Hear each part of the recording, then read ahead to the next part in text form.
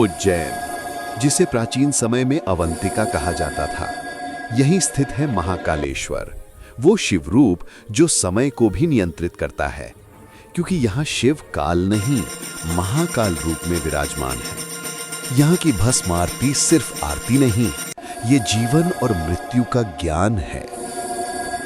क्यों चढ़ाई जाती है भस्म? बहुत समय पहले उज्जैन में एक महान राजा हुआ करते थे, चंदन कुमार। उन्होंने शिव भक्ति में अपना पूरा जीवन अर्पित कर दिया था। प्राण त्यागने के बाद जब उनका अंतिम संस्कार हुआ, उनकी चिता की भस्म महाकाल के चरणों में चढ़ाई गई। यही था पहला अवसर जब महादेव को मानव भस्म से आराधना की गई। तब से भस्म आरती की परंपरा चली।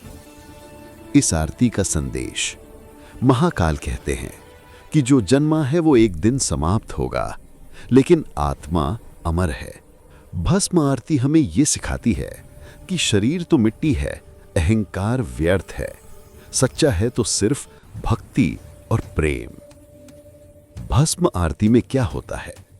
हर सुबह ब्राह्म मुहूर्त में नगाड़े, शंख और डमरू की ध्वनि के बीच महाकाल को ताजी भस्म से सजाया जाता है। महाकाल के शरीर पर भस्म लगती है और पूरा मंदिर ध्यान और भक्ति में डूब जाता है।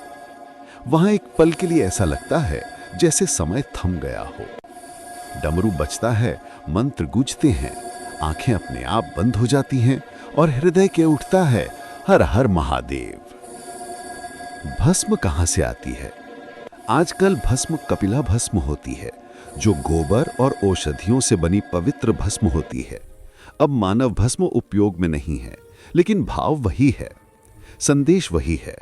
अहंकार छोड़ो, भक्ति अपनाओ, शिव स्वरूप बनो। अगर आपके मन में भी महाकाल के लिए भक्ति का भाव है तो कमेंट्स में लिखिए ओम नमः शिवाय, हर हर महादेव।